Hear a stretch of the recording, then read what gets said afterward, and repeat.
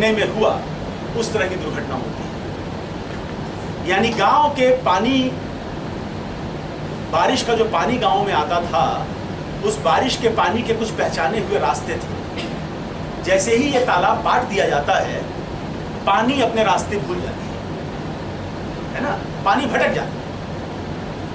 और उसके बाद गांव में एक सिलसिला शुरू होता है जिसमें कि धीरे धीरे सुखाड़, अकाल पड़ता है, लंबे समय तक अकाल रहता है। पूरे गांव की अब तक की सारी संचित सभ्यता संस्कृति तहस नहस हो जाती है उस अकाल में। और फिर एक भयावह बाढ़ आती है। वो बाढ़ इतनी भयावह है जितनी भयावह पहले का सूखा था। कहानी उसी बाढ़ की स्थिति से शुरू होती है। मैंने इस कहानी को पढ़ा, इसकी प्रशंसा भी की, लेकिन मैंने इस पर एक प्रश्न उठाया, और वो प्रश्न ये है कि पूरी कहानी गांव के पूरे सामाजिक परिवेश का वर्णन करते हुए इस एक सवाल को बिल्कुल दरकिनार कर देती है कि क्या इस अकाल को झेलने के मामले में गांव के जातिगत शक्ति संबंधों का कोई रोल नहीं रहा? क्या इस अकाल को झेलने में सब एक जैसे बराबर तरीके से उसके शिकार थे, या कि जो संसाधनों की छीन झपट में हमारे यहाँ पारंपरिक रूप से जातिगत शक्ति संबंध काम करते हैं? अगर गांव में संसाधन कम हुए हैं, कम होते जा रहे हैं, तो संसाधनों का अभाव किन जातियों को पहले झेलना पड़ेगा और किन जातियों को संसाधनों का अभाव सबसे आखिर में झेलना पड़ेगा?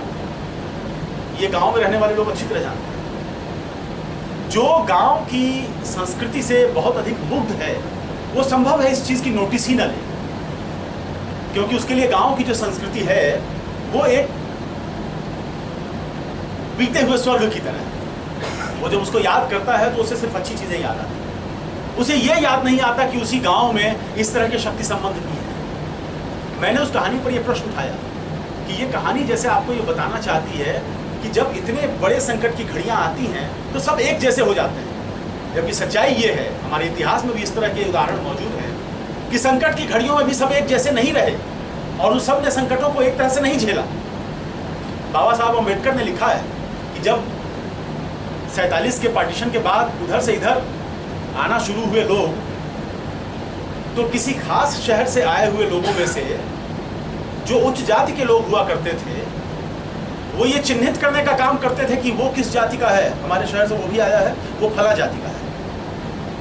यहाँ के लोगों को अगर पता नहीं है कि आने वाले जो शरणार्थी हैं उसमें से कौन किस जाति का है, तो उसको चिन्हित करने का काम उसी शरणार्थी समुदाय में से जो सवर्ण है, ऊंची जाति का व्यक्ति है, वो करता था। और तब जो हिंदुत्ववादी ताकतें थीं वो चुनकर उन दलित समुदाय के लोगों को मार मार के वापस भगाती थी कि यहाँ क्यों आया है, चल वापस चल, लाहौर से आया तो लाहौर जा। पार्टीशन के बाद इधर आने की जरूरत नहीं है, इधर ऊंची जातियां आएंगी, जो दलित है वो उधर रहे। इस बात की शिकायत अंबेडकर ने नेहरू से की थी और तब नेहरू ने एक अलग कैंप बनवाया कि अगर आप दलित हैं तो आप आकर इस कैंप में शरण पा सकते हैं। तो संकट को झेलते वक्त एक नहीं हो जाते सब, क्योंकि संकट के समय संसाधनों की छीना झपट और बढ़ती है, और जब संसाधनों की छीना झपट बढ़ती है तो शक्ति संबंध और अधिक फंक्शनल हो जाते हैं और अधिक फंक्शनल होते हैं। लेकिन वो पूरी कहानी इस मामले में चुप है कि पानी के मामले में हालत क्या थी, जबकि कहानीकार सजग है। वो बताता है कि साहब गांव के और कुओं से पानी खत्म हो गया, लेकिन जो दक्षिण टोला का कुआं है उसमें पानी बचा हुआ है, लेकिन वहां का पानी पीते हुए तो हमें उबकाई आती है।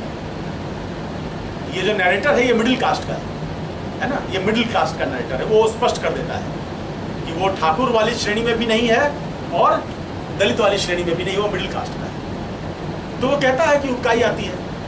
इसका मतलब है कि जो गांव के जातिगत संबंध हैं उनके प्रति कहानीकार सजग नहीं है, ऐसा नहीं है। लेकिन जब वो पूरा किस्सा बयान करता है और 40 पेज लंबी कहानी लिखता है, तो उसमें कहीं से उसको ये जरूरत महसूस नहीं होती कि वो अलग से जाकर फोकस करे इस बात पर, है ना। तो इसी पर मुझे एक फ्रेंच थियरिस्ट है पियरे माशरे, उनकी कही हुई एक बात याद आई। पियरे माशरे बहुत महत्वपूर्ण फ्रेंच थियरिस्ट माने जाते हैं। वो मार्क्सवादी थे और उत्तर संरचनावाद की बहुत सारी चीज़ें हैं जिसकी पहली झलक मेरे माशरे के यहाँ मिलती है। उसने अपनी किताब में एक बात ये कही कि किसी कृति को जब आप पढ़ते हैं तो उसमें इतिहास वहां छुपा होता है जहां कोई गैप हो, ठीक है। उसके कोहेरेंस में इतिहास नहीं होता, उसके इनकोहेरेंस में इतिहास होता है। इसलिए किसी रचना को जब आप पढ़िए तो उसकी सुसंगति तलाशने में मत रहिए। सुसंगत बनाने की कोशिश तो हर कहानीकार करता ही है अपनी कहानी में। आप उन जगहों को तलाशिए जहां की वो कोहेरेंस बना नहीं रह गया, जहां वो सुसंगति बनी नहीं रह गई। और माशरे कहता है कि उन्हीं जगहों में इतिहास छुपा हुआ है, क्योंकि जो कहानी लिखने वाला है वो कहानी लिखने वाला भी किसी जगह से कहानी लिख रहा है, और किसी जगह से कहानी लिखते हुए वो कुछ चीज़ों को छुपा जाना चाहता है, कॉन्शियसली या अनकॉन्शियसली वो कुछ बातों को दबा देना चाहता है। और इसीलिए कहानी, उपन्यास, साहित्य का जो स्ट्रक्चर है उसमें एक इनकोहेरेंस हमेशा होता है। उसे अगर आप तलाश लेंगे तो आप पा लेंगे कि इतिहास कहाँ छुपा होता है। तो पानी कहानी को पढ़ते हुए जब आप इस इनकोहेरेंस को तलाश लेते हैं, आपको ये पता चलता है कि पानी के बारे में सब कुछ बयान करते हुए इस चीज़ पर छुपी रखी गई है, तो आपको समझ में आ जाता है कि ये जगह है जहाँ की हमारे समय का इतिहास बोल रहा है ना। ये है जहाँ हमारे समय के शक्ति संबंध पर एक बहुत महत्वपूर्ण विमर्श की गुंजाइश थी, जिसको कि कथाकार ने किनारे कर दिया, क्योंकि वो अभी उसके काम का नहीं। और काम का क्यों नहीं है? क्योंकि वो ये बताना चाहता है कि इस बाढ़ और अकाल से जो चीज़ नष्ट हुई वो कितनी खूबसूरत थी। तो गांव की उस संस्कृति का वो एक बहुत रोजी पिक्चर आपके सामने पेंट करना चाहता है, क्योंकि वो जितना रोजी पिक्चर पेंट करेगा उतना ही अधिक वो आपको इस चीज़ के लिए तैयार करेगा कि साहब एक तालाब को पाटे जाने से जो ट्रेजेडी इस गांव पर आई है वो कितनी भयावह है। अगर अतीत उतना खूबसूरत नहीं दिखाया गया तो ये ट्रेजेडी भी उतनी भयावह नहीं लगेगी। लगेगा कि हाँ, जो नष्ट हुआ वो नष्ट होने लायक ही था, है ना। पर वो कहानीकार चूंकि गांव की संस्कृति से खुद बहुत अभिभूत है, इसलिए वो अभिभूत होने का भाव उसके यहाँ झलक जाता है। और संभवतः इसका कारण उसके अपने जातिगत पोजीशन में छिपा हुआ है। वो जिस जाति से आता है, उस जाति से आने के कारण वो उस दर्द को उस रूप में अनुभव नहीं कर सकता, और उसके लिए गांव के उस पूरे सामाजिक वातावरण का सिर्फ अच्छा पक्ष ही अनुभव करने लायक रहा है। तो अपने समय की चुनौतियों से टकराने वाली कहानियाँ कई बार अपनी इस विसंगति में भी उस चुनौती की झलक दे देती है।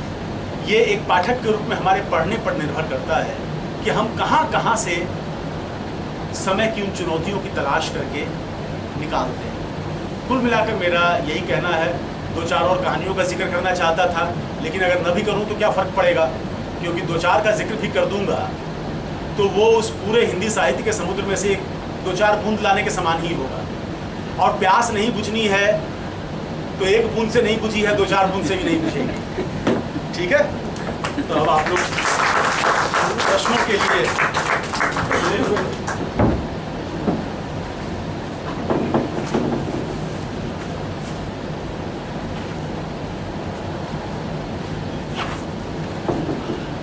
अब तो आप यहाँ आ जाइए।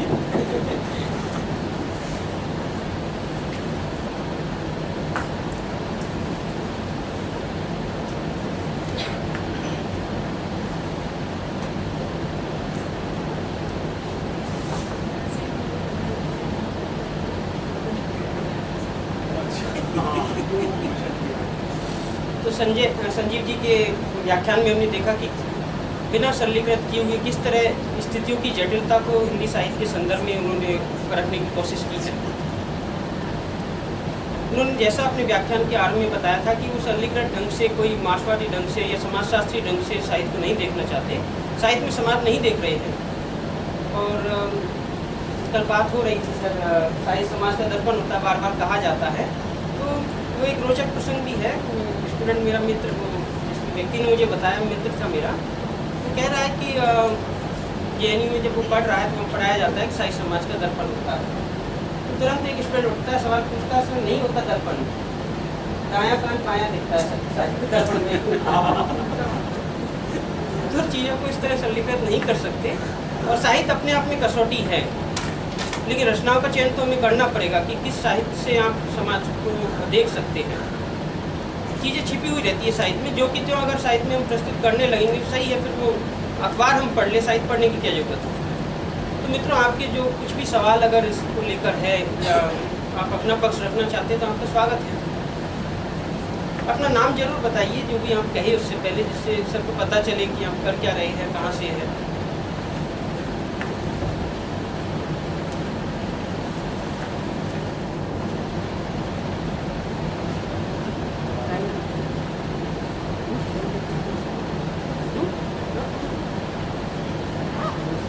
मेरा नाम घनश्याम कुमार है और मैं PhD का छात्र हूँ दिल्ली विभाग से।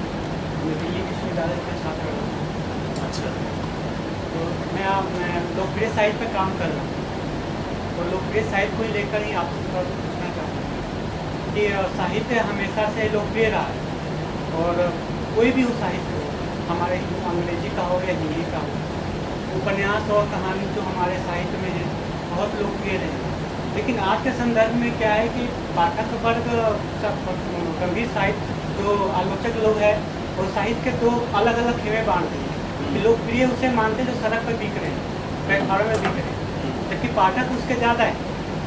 और साहित्य का जो गंभीर साहित्य का है उसके पाठक का पता नहीं। तो इसी बीच में ये फर्क करना मुझे तो समझ में नहीं आता कि ये फर्क करना पड़ जाता है कि कौन साहित्य पढ़नी चाहिए, लेकिन पाठक उसके हैं, इसके पाठक कम हैं। ऐसा क्यों है? इसके बारे में विचार। कौन सा साहित्य पढ़ना चाहिए? नहीं, गंभीर साहित्य और लोकप्रिय साहित्य को लेकर के जो बंद है।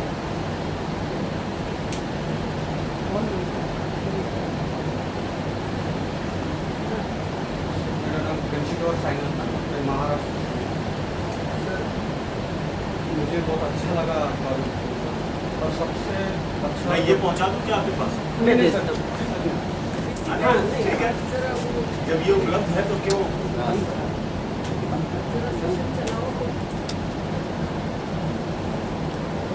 देखो चालू है।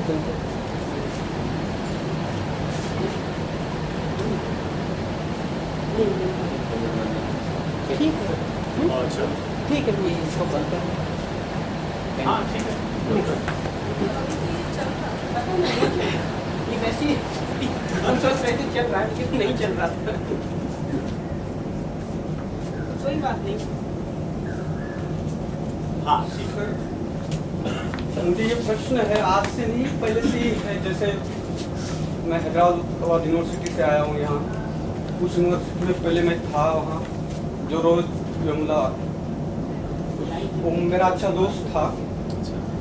आज वही जो चल रहा है आजकल, आप बताएं जेएनयू में यहाँ, जैसे बोलना कहानी में आप साहित्य दोस्त बताए थे, तो मुझे लगा कि सच में रोहित वेमुला की बात हो या कन्याकुमारी की बात हो, वो एक राजनीतिक कुटी समझो या कुछ अलग बात समझो, लेकिन मुझे एक प्रश्न होता है कि सच में कहाँ तक जो आपने बताया था कि वहाँ एक बुलना में जो बंदा है जो पढ़ रहा है कि उसकी जो गरीब परिस्थिति या उसकी, तो कहाँ तक वो उसको प्रश्न के लिए अपने हित के लिए लड़ने के लिए सामने आना चाहिए या चुपचाप बैठना चाहिए। जैसे रोहित वेमुला है ना, आज वो तो है ना मर गया है, लेकिन वो एक गरीब था, वो परेशान था अपने इससे, लेकिन आज तो मर गया है, लेकिन उसके लिए बहुत लड़ रहा है। लेकिन उनके परिवार और उसके जो परिवार से उसकी माँ की जो सपने थे, उसके सपने थे कि मैं परिवार के लिए मैं क्या करूँ, आखिर इस विश्वविद्यालय में आया हूँ और इस विश्वविद्यालय से मैं क्या लेकर जाऊँ और आगे चलकर मेरा परिवार को कैसे मैं आगे लाऊँ। तो मुझे यही कहना है कि एक छात्र को कहाँ किसी विश्वविद्यालय में पढ़ने के लिए जाते समय तो जो घर से लेकर आते हैं सपना, और उस सपनों को और यहाँ के माहौल में जैसे आंदोलन हो, जो दोस्तों के बीच हो, जो बात करने से है ना एक घटना घट जाती है कि कभी कभी ऐसे होते है कि दुश्मनी बढ़ जाती है, दुश्मनी से है ना मार दिया जाता है। तो कहाँ तक इसका ये है? मैं प्रश्न आपको अब ठीक तरह से नहीं समझा पा रहा हूँ, नहीं, लेकिन मैं उसको अपने तरीके का प्रश्न बना लूंगा। मेरा कहना है कि बच्चे करना चाहिए आंदोलन, नहीं करना हाँ, चाहिए, और हाँ। परिस्थिति को लेकर कैसे उसको देखना चाहिए, अपने परिस्थिति को वैसे ही दबा कर है ना वैसे ही रहना चाहिए। यहाँ कहाँ तक ये है? हाँ, ये कन्वे हो गया आपका। सर, जैसे कि आज का हमारा विषय था समकालीन समय और हिंदी साहित्य। तो सर, जैसे मेरा विषय कविताओं से जुड़ा हुआ है, तो मेरी जिज्ञासा है तो धरी रह गई। हाँ, तुम्हारा तो खाली चला गया मामला। ये तो वैसे ही हुआ जैसे भोज में आए, पत्तल पे कुछ पड़ा ही नहीं। तो सर, मैं चाहूँगी आप थोड़ा सा उसके बारे में भी, ज़्यादा कुछ नहीं, 5 मिनट तो मैं बताऊंगा कि मैं क्या कह सकता हूँ। ठीक है। अच्छा सर, जैसे आपने कहा कि 90 के दशक के बाद जो है वो साहित्य, 90 के दशक से बाद जो है साहित्य में चेंजिंग आया। उससे पहले जो है वो साहित्य अलग था, ठीक है, उन्होंने उनकी समस्या अलग थी। लेकिन आपने बताया कि जैसे 90 के दशक के बाद जो दलित साहित्य और आदिवासी साहित्य के बारे में आपने बताया। मेरा नाम जयराम कुमार पासवान है, मैं सर इस दलित साहित्य पर ही काम कर रहा हूँ। तो मेरा प्रश्न ये है कि जैसे जो 90 के दशक से पहले जो दलितों की समस्या थी, खास करके जो भी हो, चाहे वो समस्या जातिवाद का हो, छुआछूत की समस्या हो, जो भी। लेकिन हम 90 के दशक के बाद हम देखते हैं जैसे उसमें कुछ परिवर्तन आता है, चेंजिंग आता है। चेंजिंग इनसे जैसे इसलिए इन्होंने बात उठाया कि रोहित कोइमुला के केस को उठाया उन्होंने। लेकिन ये मुद्दा किस तरह से एक दलित वर्सेस जो बना दिया जा रहा है, और मुद्दा ये है, ये मुद्दा है कि किस तरह से एक समस्या को फेस कर रहा हो, चाहे यूनिवर्सिटी के माध्यम से हो, चाहे गांव के माध्यम में हो, वो फेस कर रहा है, इस तरह की समस्या फेस कर रहा है। लेकिन ये दलित की समस्या आज के संदर्भ में, ये जो आज के संदर्भ में ये समस्या ऐसा हो गया है कि ये केवल राजनीतिक का मुद्दा बन गया है। इसे कोई गंभीरता से नहीं ले रहा है, और लग रहा है कि ये केवल सिर्फ उछाला जा रहा है, ये समस्या का वैसा का वैसा रखा जा रहा है। तो आप सर इसे कैसे देख रहे हैं?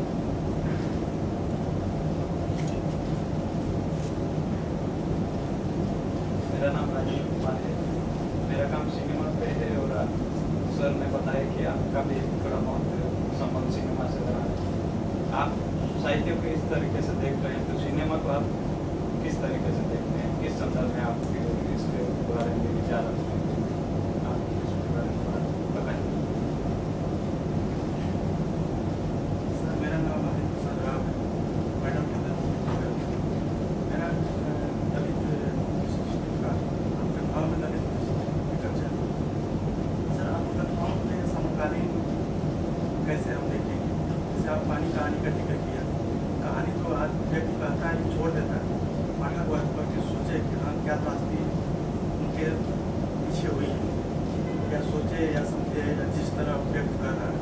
हम आत्मकथा समकालीन को कैसे देखें, इस दृष्टिकोण से आगे बढ़ाएंगे।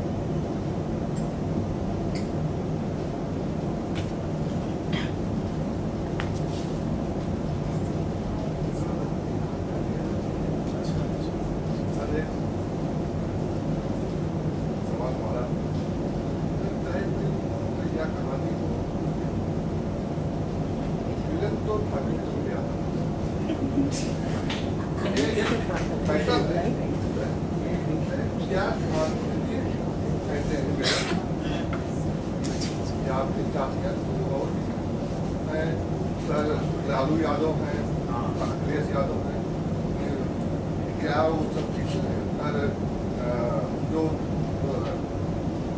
जाट हैं, पटेल हैं, तो सवाल यही कि इन सब जातियों को करते हुए ये वो ठाकुर बुलाए और दूसरी वो सब कि भाई तुम ठाकुर विलन। तो लेकिन शोले में तो ऐसा नहीं था। तो एक तो फैशन है, एक इसका जो है आगे बढ़ने की संभावना है, और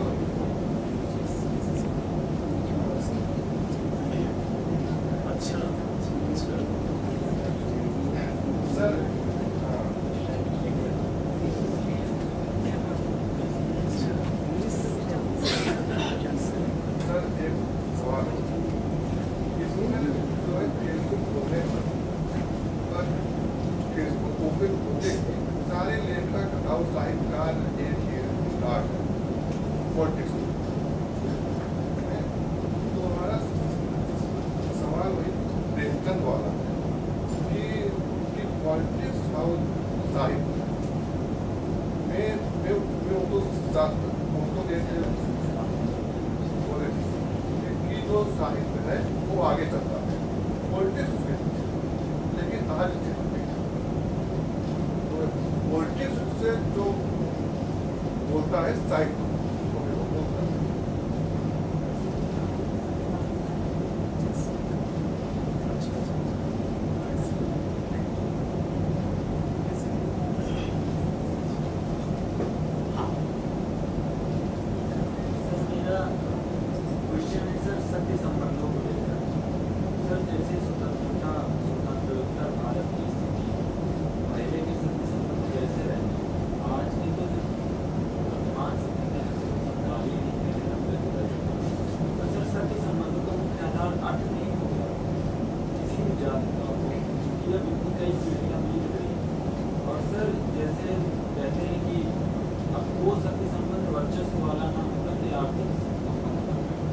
जैसे गांव में फिर बाढ़ आने का जिक्र है पानी का, उस पानी की भयावह त्रासदी को हर वह व्यक्ति झेलेगा जो आर्थिक रूप से कमजोर है, ताकि सर किसी विशेष जाति अस्पताल और सर उनका एक और जो उदाहरण देना चाहूँगा सर, जैसे स्वतंत्रता के इतने साल बाद सर जैसे आपने कहा कि जो कि वह दलित नहीं था लिहाजा वह दलितों की करुण दशा को नहीं समझ सकता।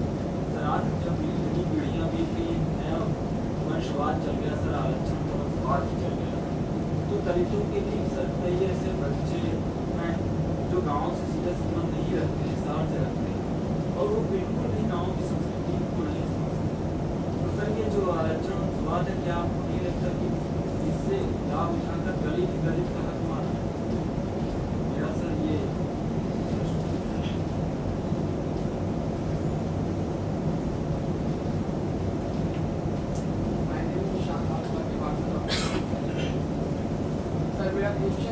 लिटरेचर और मीडिया से रिलेटेड है।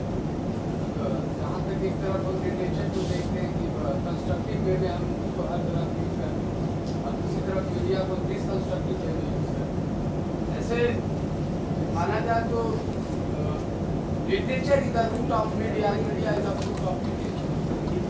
बेसिकली हम आज मीडिया को जहाँ तक हम देखते हैं, क्योंकि मीडिया उसको समय नहीं मिलता है कि उसके बारे में अगर कहीं भी कुछ प्रॉब्लम होता है, अगर कहीं पे विस्फोट, तो वहाँ मीडिया तुरंत पहुँचती है और उसको रिपोर्ट तुरंत बनाना होता। उसके पास एक टाइम नहीं है, कुछ टाइम में वो हर चीज़ को मेंटेन करे और उसके बाद लोगों के सामने रखे। दूसरी तरफ है कि लिटरेचर को हम ये हमेशा पॉजिटिव मैकेनिज्म मानते हैं, सोसाइटी के लिए पॉजिटिव फीडबैक मैकेनिज्म लिटरेचर, मगर मीडिया भी कहीं ना कहीं मीडिया एक रिमेम्बरिंग का बेल, जो हम रिमेम्बरिंग का बेल है कि हम थ्रू मीडिया लिटरेचर को जानने के लिए भी आग्रहित होते हैं कि हमें लिटरेचर को जानना चाहिए। पर दूसरी तरफ मेरा ये क्वेश्चन है सर कि आधुनिकता के दौर में हम काफ़ी वेस्टर्नाइज हो गए हैं, लोगों को हर चीज़ को समझ रहे हैं और कहीं ना कहीं जो हर चीज़ों को लेकर एक पार्शलिटीज हो रहा है सोसाइटी में, जैसे कि क्लास सिस्टम से जो था अब कास्ट सिस्टम को अब ज़्यादा लीड किया जा रहा है। जहाँ की अभी कुछ JNU का और हैदराबाद यूनिवर्सिटी का कुछ मामला जो आए हैं, और सर आपने भी एग्जांपल दिया जहाँ की JNU के 2-3 छात्रों का जो एग्जांपल दिया वो मुस्लिम नेम में अब्दुल्ला का, आप नाम लिया अमर अब्दुल्ला का, वहाँ पे हिंदू भी हैं। तो कहीं ना कहीं कंट्रोवर्सी है कि कहीं कहीं हम मुस्लिम्स को इस वे में लाकर एक अलग मतलब जो कि है लेफ्टिस्ट और राइट जो है, जो दोनों के बीच एक कंफ्लिक्ट पैदा हो रहा है। तो मेरा मानना है कि एज ए अगर यूनिवर्सिटी में है तो स्टूडेंट को सिर्फ within the territory part of the university what is your politics related to your academic work. पर आज की जो संभावना है कि स्टूडेंट जो है जो पार्लियामेंट में क्या हो रहा है उसको डिसाइड करते हैं, तो कहीं कहीं हम भी उस गलत कर रहे हैं कि हमें जो करना चाहिए वो हम नहीं कर रहे। अब तो बहुत इकट्ठा हो गया। अच्छा पूछी डालो अपने हाल है मैं चैलेंजेस को लेकर बात करना चाह रहा हूँ। आपका विषय था मुझे लगता है उर्दू और दोनों की मैं बात करूँगा, उसके चैलेंजेस कहीं ना कहीं हमारे थॉट में है। हमारे हर रिलीजन, उसकी वजह से बहुत चैलेंजिंग है। यहाँ पौंडीचेरी आने के बाद मैं नॉर्थ से दिल्ली से जब आया तो मुझे फिर रीजन के चैलेंज दिखा। साउथ जो नॉर्थ का लिटरेचर है वो यहाँ नहीं है, यहाँ का लिटरेचर वहाँ नहीं है। मुझे बहुत अफसोस हुआ कि मैं तमिल लिटरेचर नहीं पढ़ पाया वहाँ। तो ये चैलेंजेस मुझे दिख रहे हैं। फिर उसके बाद मैं 10वीं क्लास में मैंने हिंदी पढ़ी, मैं ग्रेजुएशन में आया तो मुझे समझ आई थी और उसके साथ क्या दुर्दशा या फिर उसको कितने डिस्कोर्स में देखा गया है। तो फिर जाति भी एक चैलेंज हो रहा है। तो ये किस तरह के कितने तरह के चैलेंजेस हैं मुझे सबसे ज़्यादा, और मैं हर लैंग्वेज में देख रहा हूँ इसको, खास करके हिंदी उर्दू मुझे बहुत करीब है, जिसमें मैं बहुत पढ़ता हूँ। उस दोनों में भी चैलेंज मुझे सबसे ज़्यादा धर्म का चैलेंज है। आप इसको कैसे देख रहे हैं, इतना चैलेंज किस पे क्या हो रहा है?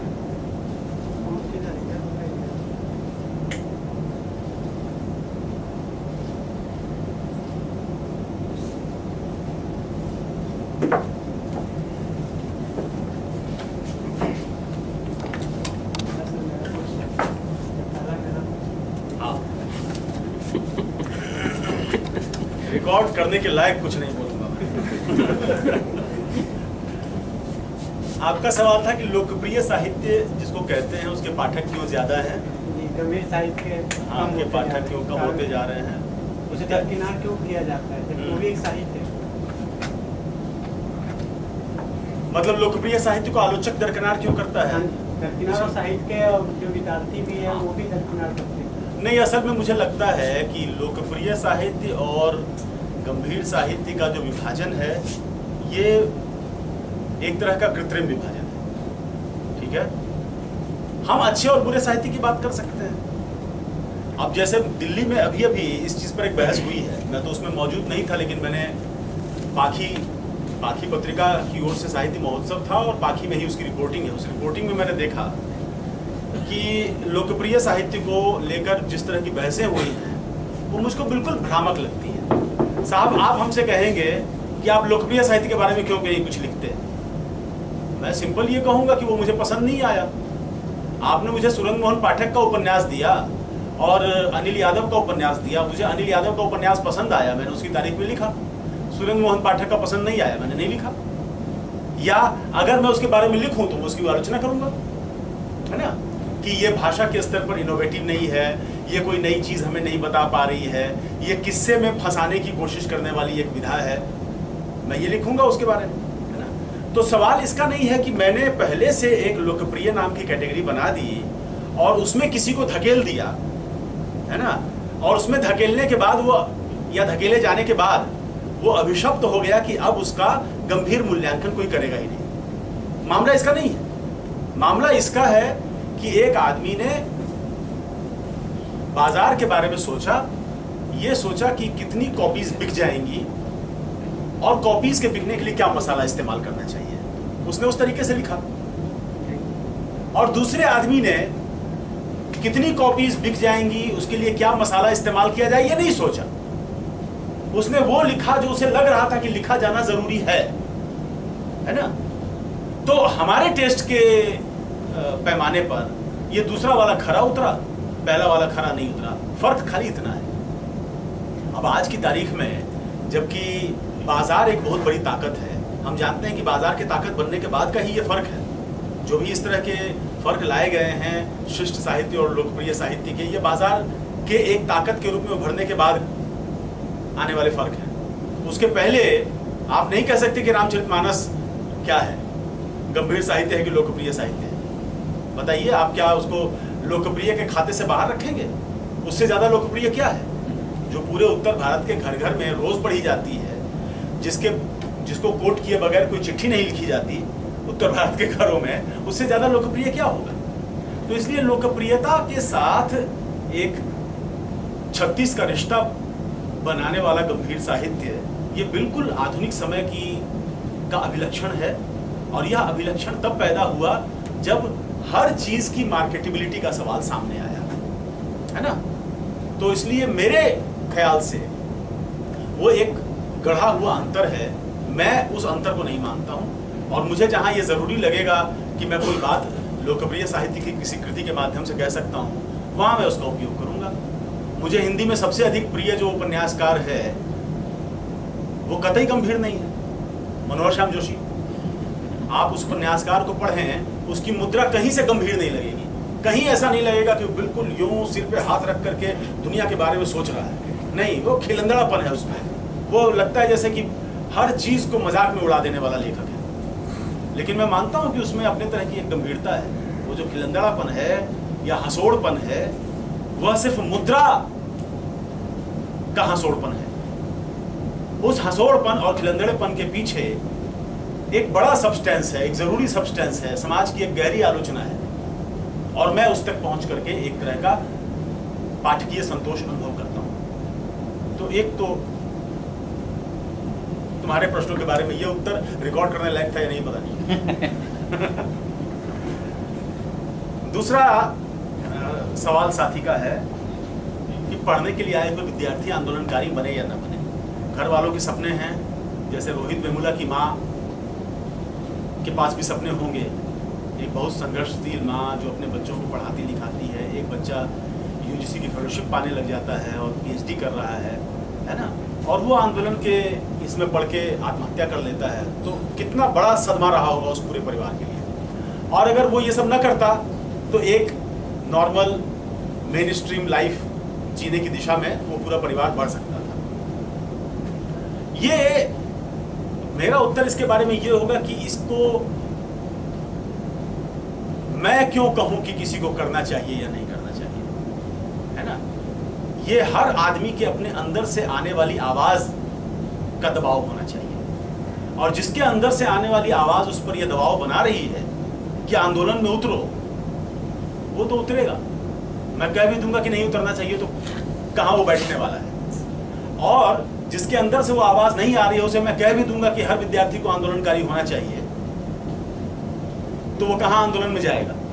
उसको तो अपना करियर दिखता रहेगा, उसको लगेगा कि नहीं उसमें जाने से ये नुकसान होने वाले हैं। तो इसीलिए मैं ये कहूंगा कि इसके बारे में मुझे अलग से कोई कुछ कहना नहीं चाहिए कि विद्यार्थी को आंदोलनकारी होना चाहिए या नहीं होना चाहिए। लेकिन मैं ये जरूर कहूंगा कि आंदोलनकारी हुए बगैर भी आप उसी अंत को प्राप्त हो सकते हैं इस सिस्टम के भीतर। वो भूलना कहानी का जो पात्र है वो क्या हुआ था, है ना। वो क्या किसी आंदोलन का हिस्सा बना? क्या वो किसी भीड़ में नारा लगाने गया और वहां उसको गोली लगी? क्या सचमुच उसके आतंकवादियों से कोई कनेक्शन थे? क्या वो झारखंड के जंगलों में मारा फिरा? क्या उसने पाकिस्तान 100 बार और बगदाद 80 बार फोन किया? नहीं किया। घर के एक कोने में बैठ करके इंजीनियरिंग की प्रतियोगिता परीक्षा पास करने के लिए जो चीजें पढ़ी जानी चाहिए उसको पढ़ता रहा। लेकिन सर, जैसे कन्हैया कुमार को अभी देशद्रोही बोलकर ये कर दिया है, लेकिन वो जेल से छूट भी जाए सब कुछ, लेकिन कहाँ तो कहाँ उसको एक डाक लग जाती है कि कोई भी ना कभी भी कुछ भी गलती से कुछ कर दिया तो साला तो देशद्रोही था ही, सच में कह देते। उस समय उसकी हालत क्या होगी, जैसे उस समय के बारे में सोचे सर। नहीं, मैं बिल्कुल मान रहा हूँ इस बात को। मैं जो कह रहा हूँ वो शायद कन्वे नहीं हुआ। मैं तो ये कह रहा हूँ कि वो अगर उस राजनीति का हिस्सा नहीं भी बनता तब भी वो इस समाज की कई दुर्दशाओं को झेलने के लिए अभिशप्त हो सकता था। यानी आपका किसी मुखर राजनीति का हिस्सा न बनना इस बात की गारंटी नहीं है कि आप एक नॉर्मल लाइफ लीड कर लेंगे। इसीलिए तो मैं उदाहरण दे रहा हूं भूलना कहानी का, कि वो बच्चा तो किसी राजनीति का हिस्सा नहीं था, लेकिन वो नॉर्मल लाइफ लीड नहीं कर पाया। यह समय इतना भयावह है कि यह समय आपको कहीं किसी भी जगह पर दबोच सकता है। हम सब लोगों की कोशिश होती है कि हम कहीं किसी ऐसी जगह दबोचे न जाएं। कोशिश होती है, होनी चाहिए। मैं इसको बिल्कुल मानवीय मानता हूं। मतलब इसी चीज को कोई और कहेगा तो कहेगा कि कैलकुलेटेड हो रहा है। कैलकुलेटेड कहने में एक बहुत ही निगेटिव किस्म का इंप्रेशन आता है, लेकिन मैं नहीं कहूंगा कि ये कैलकुलेशन है। ये हम हर कोई अपनी जिंदगी के बारे में सोचता है और हमें सोचना चाहिए। लेकिन मेरा कहना यह है कि हम किसी आंदोलन, किसी प्रतिरोध का हिस्सा न होते हुए भी एक किसी दुर्भाग्य को झेलने के लिए अभिशप्त हो सकते हैं। ये समय इतना अच्छा समय नहीं है कि इसमें आप मेहनत करें और मेहनत का फल मीठा मिल जाए, है ना। उल्टा भी फल मिल सकता है। आपका ईमानदार होना मात्र आपकी एक बहुत बड़ी बगावत हो सकती है। आप ईमानदार हैं, आइए जरा आपसे निपटें। आप जाके पूछिए, जो ब्यूरोक्रेट्स हैं उनसे आप जाके पूछिए। हम लोगों ने तो इसीलिए ब्यूरोक्रेसी की तरफ कभी देखा ही नहीं। हम यही कोशिश करते रहे कि किसी तरह पढ़ाने का धंधा मिल जाए हाथ में, जिसमें कहीं इस तरह के कोई समझौते नहीं करने पड़ते। नहीं तो आप ब्यूरोक्रेसी में जाके देखिए, ब्यूरोक्रेसी में अगर एक ईमानदार अधिकारी पहुंच गया है तो वो पूरी श्रृंखला जिसके बीच में वो एक कड़ी के रूप में है, उसमें खलबली मच जाती है। और साहब उसका ट्रांसफर कराने के लिए या उसकी ईमानदारी को ध्वस्त करा के उसे बेईमान बना देने के लिए कितनी साजिशें होती हैं, जबकि वो कुछ नहीं कर रहा, कोई अपराध नहीं कर रहा, वो तो ईमानदारी से अपना काम कर रहा है। तो मैं यही कह रहा हूं कि ईमानदारी भी अपने आप में एक बगावत हो सकती है, ये सिस्टम ऐसा है। इसीलिए हम बहुत बच बचा के भी रहे राजनीति से और किसी तरह का प्रतिरोध करने से, तब भी ये जरूरी नहीं है कि हम एक अच्छी लाइफ लीड कर पाएंगे, है ना। आंदोलन में नहीं जाओगे तो जेलोगे तुम, और गए तो झेलोगे, तो दोनों तरफ से झेलना ही है। इसलिए मेरा अपना व्यक्तिगत चॉइस तो यही है कि जाके ही झेल जाके ही झेल। दिल्ली यूनिवर्सिटी में, अब मैं वो किस्सा पूरा बयान नहीं करूंगा, लेकिन दिल्ली यूनिवर्सिटी में जब बहुत अनाप शनाप तरीके से कोर्सेज लागू किए जाने लगे, हम लोग हम जैसे सभी शिक्षक हमेशा बदलाव के लिए ओपन होते हैं। हम चाहते हैं कि बदली जाए चीज़ें जो पहले से चली आ रही हैं वो इतनी अच्छी नहीं हैं कि उनको बचाए रखने के लिए हम कोई संघर्ष करें। चीज़ें बदली जानी चाहिए, लेकिन बदलाव अगर बहुत ज़्यादा जल्दबाजी में होगा तो हम जहाँ थे वहाँ से भी नीचे गिर जाएंगे। तो हमारे विश्वविद्यालय में बहुत सारी ऐसी योजनाएं लागू हुई जो वेल थॉट नहीं थी, जिनके पीछे समय नहीं दिया गया था, जिसको लागू किया गया। डिपार्टमेंट में डीन ऑफ कॉलेजेस की ओर से ये हुक्म आया कि साहब आप 7 दिन में सिलेबस बना के भेजिए इसका, इस बुधवार को भेजना है, अगली बुधवार को आ जाना चाहिए। तो हम लोगों को ये पता था कि अगर 7 दिन में सिलेबस बनाया जाएगा वो कैसा सिलेबस होगा। हम लोगों ने इसका विरोध किया, हम लोगों ने लड़ाइयाँ लड़ी, और लड़ाइयाँ लड़ने के क्रम में हमने ये देखा कि बहुत सारे ऐसे शिक्षक थे जो साथ आने को राजी नहीं थे। और नहीं होने का कारण था, कुछ लोग सचमुच इस चीज़ से कन्विंस्ड रहे होंगे कि कोई भी बदलाव आए यार, बदलाव तो आ रहा है ना। और कुछ ऐसे लोग रहे होंगे जो ये सोचते होंगे कि ये हो तो भी हमारा क्या, वो हो तो भी हमारा क्या, ले आओ जो लाना है। हम क्लास पहले भी नहीं लेते थे, फिर नहीं लेंगे। ठीक है। और तीसरा सेक्शन था जिसको ये लग रहा था कि हम क्यों नाराजगी मोल लें, जो कन्विंस्ड है कि नहीं ऐसा होना नहीं चाहिए, लेकिन साहब नाराजगी क्यों मोल लें। बहुत अलग अलग लेवल पर अथॉरिटीज़ हैं, इस नौकरी में भी हैं, और उसमें भी नाराजगी मोल लेने से बहुत सारी समस्याएं सामने आती हैं। तो लेकिन हम लोगों ने नाराजगी मोल ली और उसके बावजूद बड़े आराम से काम कर रहे हैं, ढेर सारी गिदर भभकियों के बावजूद काम कर रहे हैं। जहाँ जो बोलना होता है बोलते हैं, खुलकर बोलते हैं, और कहीं किसी काम के लिए शर्मिंदा नहीं है। मैंने अपने विश्वविद्यालय में कुलपति के नाम 15 चिट्ठियाँ लिखी हैं, ओपन लेटर्स जिसको कहते हैं, और वो चिट्ठियाँ ऐसी हैं जिनमें खूब व्यंग्य होता था, मजाक उड़ाया जाता था, और वो मैं विश्वविद्यालय में जो भी जमावड़ा होता था उसमें खड़े होकर पढ़ता था, और सुनने वाले लोग ठागा मार मार के हंसते थे और कहते थे कि अब इस लाइन पे रुक जाओ, थोड़ा हंसने दो, अगली लाइन पढ़ना। तो ये सब कुछ चलता है, सब कुछ चलता है। सारे संघर्ष के बावजूद संभव है कि आप पर किसी चीज़ की गाज न गिरे, और संघर्ष न करने के बावजूद हो सकता है आप पर वो चीज़ें आ जाएं जो कि आप बिल्कुल डिजर्व नहीं करते थे, है ना। तीसरा मसला कविताओं का था। इसके लिए मैं बिल्कुल माफ़ी चाहता हूँ कि मैंने कविताओं का कोई जिक्र नहीं किया, लेकिन कविताओं का जिक्र न करने का कारण समयाभाव नहीं है, उसका कारण अज्ञान है। मैंने कविताएं पढ़ी नहीं, बहुत कम कविताएं पढ़ता हूँ, मैं कविताओं का अच्छा पाठक नहीं हूँ। और इससे कोई संबंध नहीं है कि कविता अपने आप में कैसी विधा है। मैं हमेशा जब भी कहता हूँ, मैं ये सावधानी बरतता हूँ कहने की कि मुझे कविताएं पढ़ना नहीं आता। ठीक वैसे ही जैसे मैं ये कह सकता हूँ कि मुझे अंग्रेजी बोलना नहीं आता। अगर मैं ये कहूँ कि मैं कविताएं पढ़ता नहीं हूँ तो ये उस तरह का स्टेटमेंट होगा जैसे मैं कहूँ कि मैं अंग्रेजी बोलता नहीं हूँ, है ना। लगता है जैसे कि कोई उसूलन नहीं बोलता हूँ, आता तो है नहीं बोलता। तो सच्चाई ये है कि मैं कविताएं पढ़ना नहीं सीख पाया। मैं उसमें शुरुआत करने के बाद अंत तक पहुंचने के लिए अपने आप को फंसा कर नहीं रख पाता हूँ। तो जिस आदमी में ये अक्षमता हो कविताओं को लेकर, वो कविताओं पर बोलेगा कैसे? है ना? ये ज़रूर है कि मैंने कभी कभी एक दो पसंदीदा कवियों पे लिखा है, जैसे राजेश जोशी पर, आलोक धनवा पर, और उनके हवाले से मैं कुछ बातें कह सकता हूँ। लेकिन ये सब कवि जो मेरी किशोरावस्था में युवा कवि थे, अब मेरे प्रौढ़ होने पर वृद्ध कवि हो चुके हैं। ये उनका ज़माना नहीं है कि उनकी बात की जाए।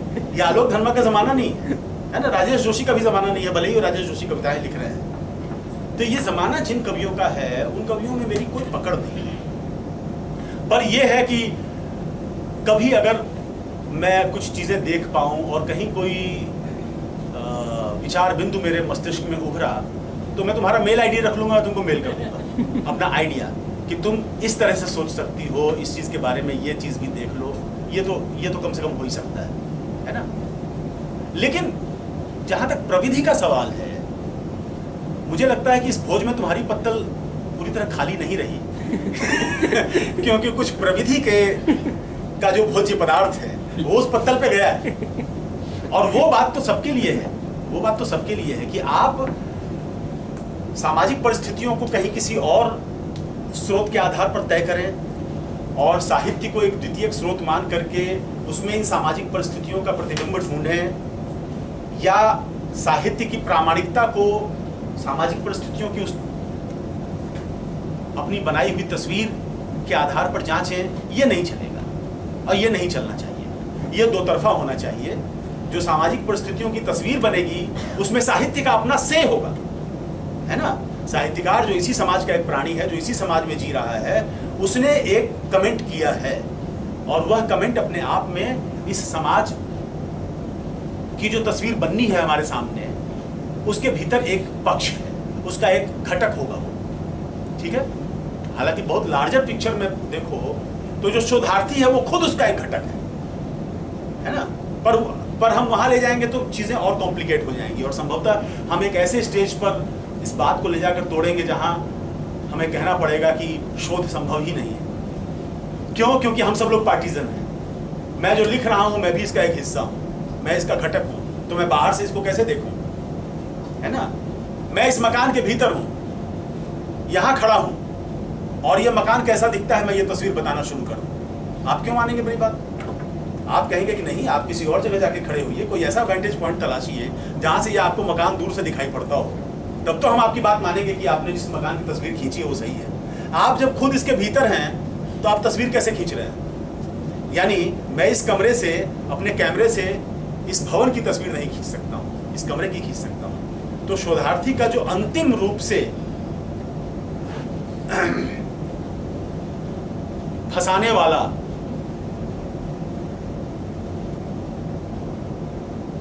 प्रश्न है वो यही कि वो अपना वो वेंटेज पॉइंट कहाँ रखे। तुम जब इस समाज का खुद एक हिस्सा हो तो तुम्हारे पास वो वेंटेज पॉइंट कहाँ से आएगा जहाँ से तुमको ये समाज और उसके साथ साहित्य अलग से दिखाई पड़े। तो मैं यही कह रहा हूँ कि मैं उस एक्सटेंट तक इस सवाल को खींच के ले जाना नहीं चाहता हूँ, क्योंकि उस सब सवाल को वहाँ ले जाने का मतलब है कि हम अपने सारे कर्म की सार्थकता पर भी एक सवाल खड़ा करेंगे, जो कि होता है, जो अपने आप में खड़ा होता है सवाल और वाजिब तरीके से खड़ा होता है।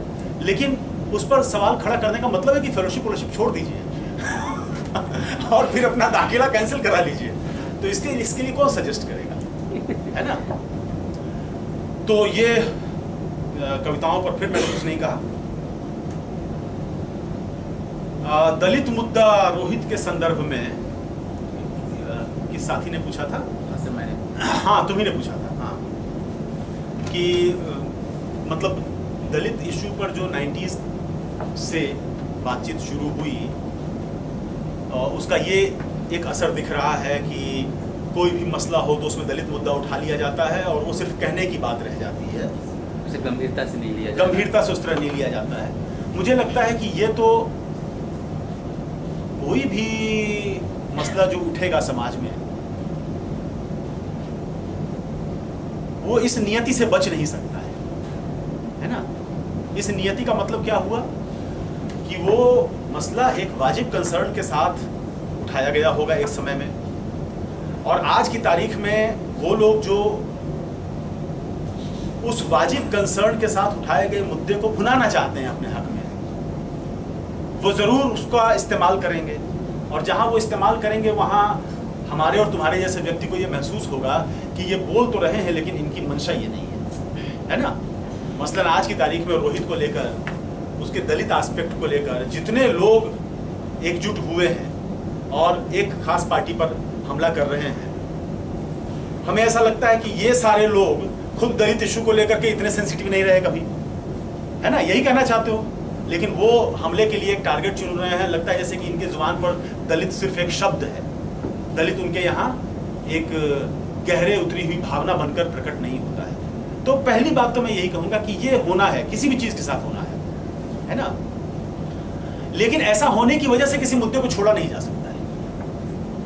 नहीं, लेकिन सर हम ये बोल रहे हैं ना कि जैसे ये मुद्दा है, अगर प्रताड़ित है दलित, अगर प्रताड़ित है, ये यथार्थ है सर।